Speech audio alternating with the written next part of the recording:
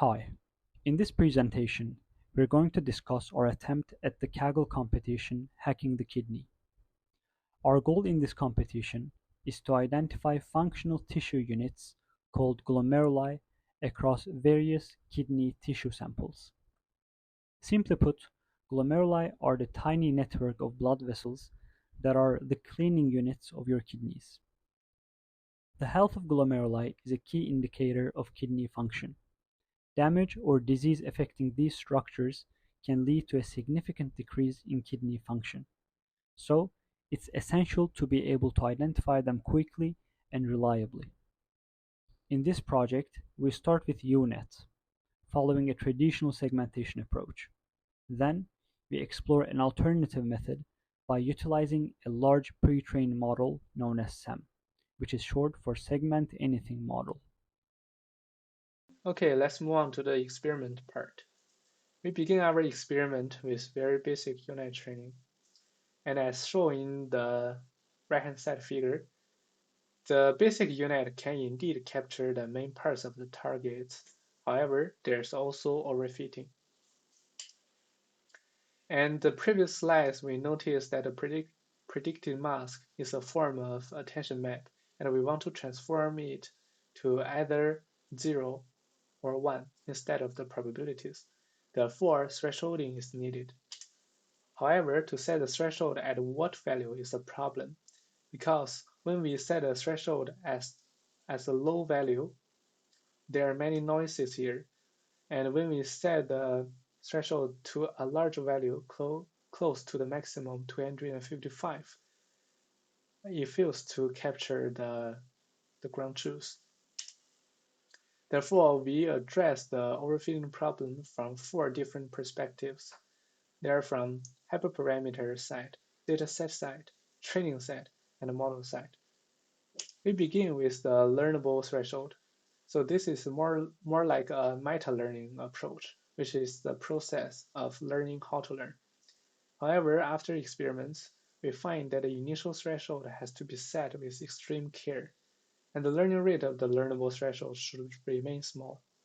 And the learnable threshold improved a bit, but still overfits on the test set. And we think here, careful hyperparameter tuning will help. Then we move on to the image augmentation. We find that advanced image augmentation is very slow, such as scaling and color jitter. It becomes the bottleneck of our training. Therefore, we adopt a very simple transformation like flipping and rotation. There's another problem during the image augmentation. Augmentation like rotation has some randomness inside, so it can make the original image and the mask slightly off. Therefore, we need to perform the exact same augmentation on both mask and image. To do so, we adopt a Python library called augmentation. Then we move on to the technique called mix-up, which is paper published in iClear. This is very simple yet effective. The main idea is to blind the image as well as the label to make the prediction less confident. And in our experiment, we have to use the same blending weight. Otherwise, the image and the mask will not be corresponding to each other. So let's move on to the model side. So to improve the model performance, we use deep Fourier upsampling, which is published last year.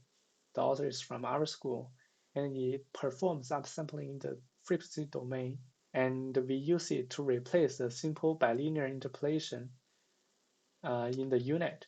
This is more efficient than directly switching to a very large model like ResNet 101 to do the feature engineering. Therefore, we improve the performance at a cost of a slightly larger model. So this is the illustration. We replace the upsampling in the unit with deep Fourier upsampling.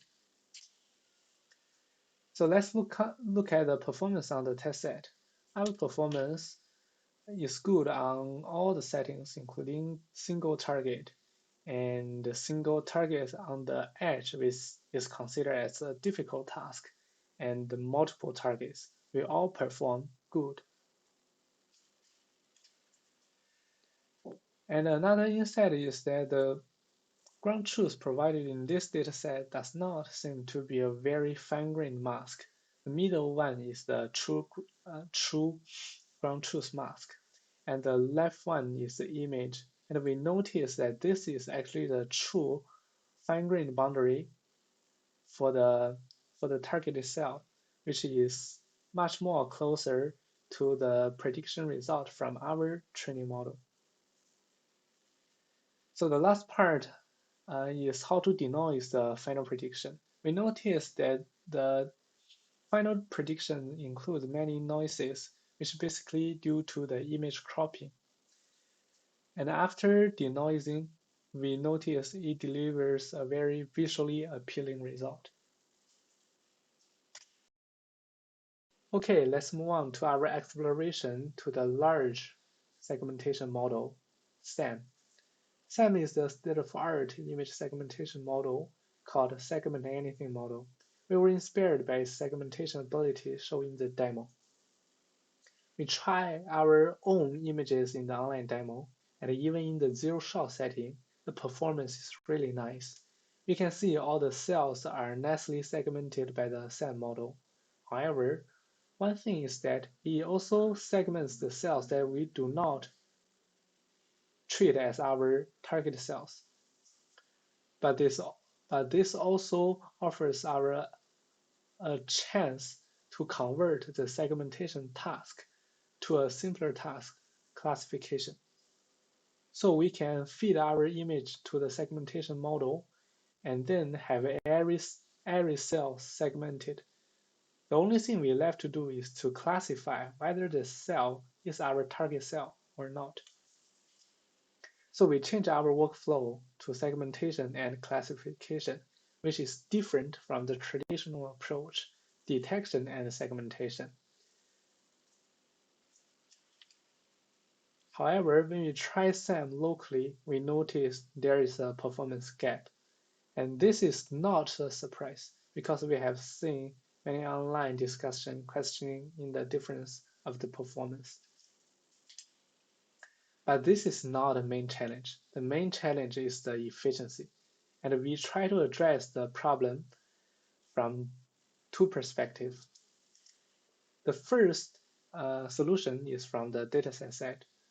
We actually save 50% more computational resources by skipping invalid croppings. The invalid croppings mainly contain either black or white content. And another solution is the FastSAM, which is a variant of SAM. We discovered that FastSAM can inference at a much faster speed because it is based on ULV7, which is a much smaller network than VIT-Huge.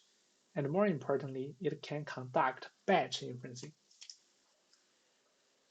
But FastSAM inferences faster at a cost of poor performance.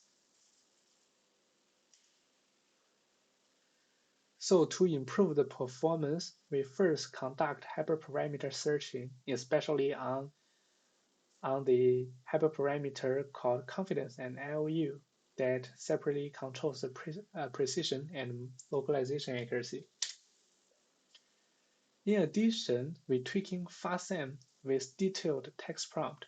The text prompt is generated based on our prior knowledge on how does the cell look like.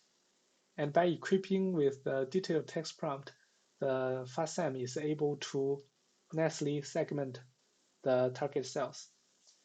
And after all the cells are segmented, we can prepare our own dataset for the classification task by including both positive and negative samples.